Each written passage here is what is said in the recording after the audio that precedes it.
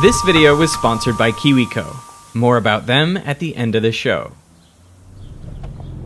On February 15th, 2013, over Chelyabinsk, Russia, an asteroid heavier than the Eiffel Tower slammed into the atmosphere. And then, 30 kilometers above the ground, it exploded.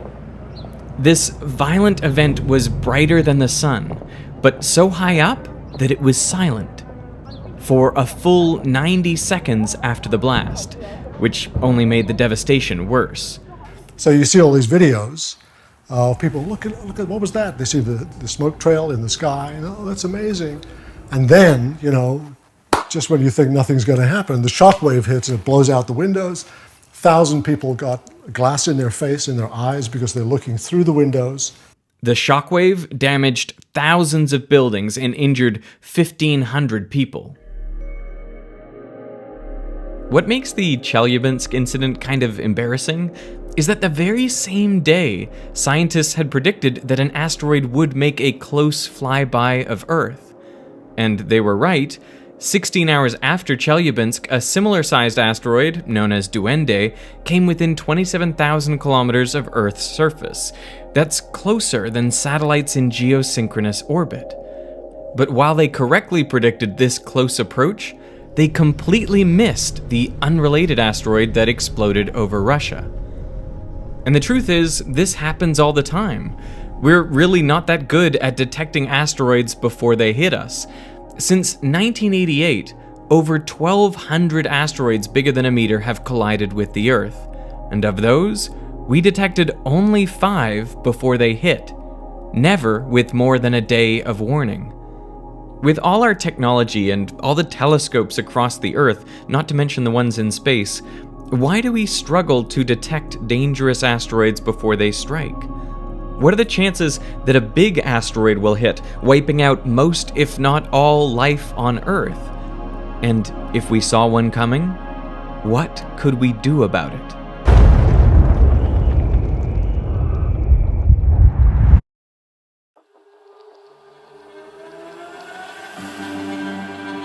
Asteroids are the leftover debris from when our solar system formed. 4.5 billion years ago, rocks and dust clumped together into molten protoplanets. Inside, heavy elements, metals like iron, nickel, and iridium, sank into the core, leaving lighter silicate minerals on the surface. Some of these protoplanets grew into the planets we know today, but many more collided with each other, breaking into pieces.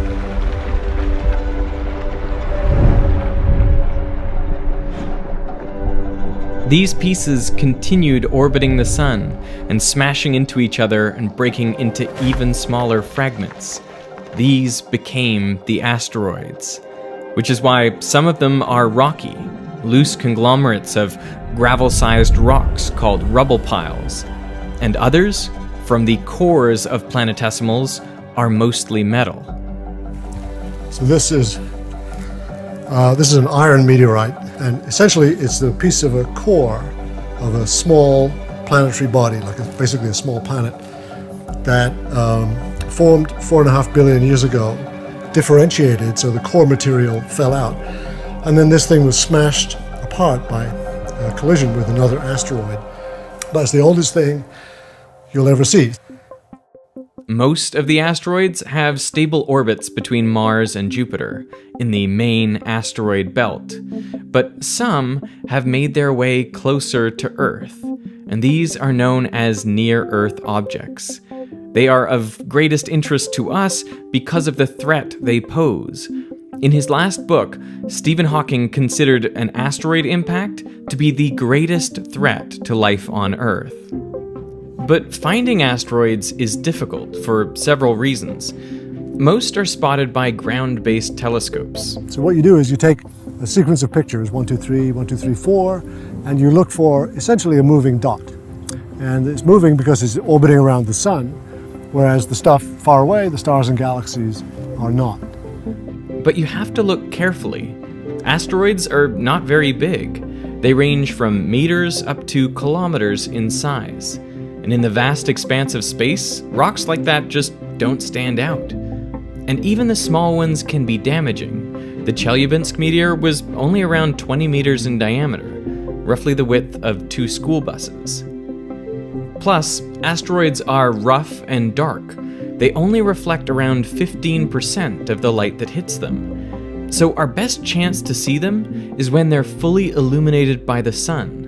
And that's why over 85% of the near-Earth asteroids we've detected were found in the 45 degrees of sky directly opposite the sun. This is called the opposition effect, and it means there are likely more near-Earth and potentially hazardous asteroids that haven't been detected yet. Any asteroid approaching from the direction of the sun just can't be seen. This is exactly what happened with Chelyabinsk. So far, we have detected and cataloged 1 million asteroids, the vast majority of which are in the main asteroid belt. But 24,000 are near-Earth objects, ones that we need to keep a particularly close eye on, because even once you've detected an asteroid, it's hard to tell if it will hit the Earth. So if you just discover an object and you only have data from a few days, then you can't really tell where it's going to go because you're trying to take this little arc of motion and predict it far into the future. So what you need is observations over years and years. But even if you have perfect observations of an asteroid, there's kind of a fundamental limit to how far in the future you can predict. And that's because a couple of effects. But one is that, they're not just orbiting the sun with no other influence. All of the planets have gravity, and all of the planets are pulling on near-Earth asteroids and can change the orbit significantly. So there is something called dynamical chaos, which basically means after a certain amount of time, you don't know where the asteroid is going to be. And in practice, what that means is we can't do any work more than 100 years in the future. So the maximum time you can predict with any accuracy at all where a body will be is about 100 years. And this is pretty important, because we know with certainty if one does hit, the results will be dramatic. This is Barringer Crater in Arizona. It's named after mining engineer Daniel Barringer, who was the first to suggest it was formed by a meteorite impact. The prevailing view, even up until the 1950s, was that it was created by volcanic activity. But Barringer was convinced it was the site of an iron meteorite impact. So in 1903, he staked a mining claim and began drilling for the metallic meteorite, which he believed to be worth more than $1 billion 1903 dollars. Yeah, so people are motivated by money, right? So they thought, hey, we can get some iron for free, basically. So they started to drill in the bottom of the crater and found nothing. And then they started to do other exploratory drills, and this went on for years and decades. They started to drill sideways. Somebody said, maybe it came in from an angle, which it did, and maybe the iron is not under the middle, but maybe it's over there under the wall. So he was doing drilling. If you go there, you can see the drills now. He was drilling around the wall, he found nothing. So what they didn't realize is when you have an impact at high speed, it's not like you're throwing a stone into a brick wall, and it makes a hole and sticks in there, or just bounces off. It's explosive. It's like totally explosive. So the kinetic energy of the projectile comes in maybe 30 kilometers per second. The kinetic energy of the projectile is big enough to completely vaporize the projectile. It turns it into a gas. And that gas is super hot and super high pressure. And it explodes, and it blows out the crater. So the projectile doesn't really exist after the impact. Little pieces can survive. But this 50-meter body was basically obliterated. So he was looking for something that did not exist. He spent 27 years mining the crater, drilling down to a depth of over 400 meters. But what he was searching for had vaporized on impact 50,000 years earlier. The 50-meter asteroid, not that much bigger than Chelyabinsk, released the energy equivalent of 10 megatons of TNT. That's over 600 times the energy of the Hiroshima bomb. So the thing that most closely resembles a meteorite impact is a very large nuclear explosion.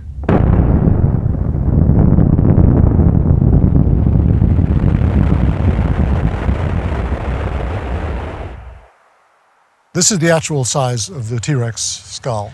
And I thought, this is such a cool thing, I gotta have it. So I bought the T-Rex. The dinosaurs were wiped out by a 10-kilometer sized asteroid that hit about 65 million years ago. So above a critical size, which is probably a couple of kilometers, an impactor delivers so much energy that it has a global effect.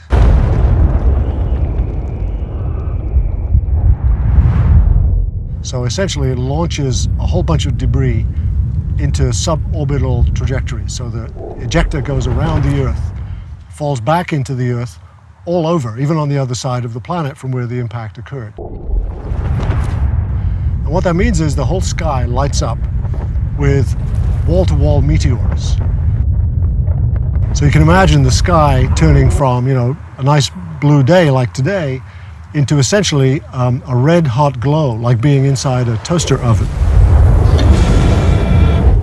So the first effect of this impact, apart from the initial blast near where the actual impact occurred, the first effect is the sky turns into a great source of heat and it cooks everything on the ground. So these guys were basically cooked. Cooked alive. Cooked alive as they're walking around.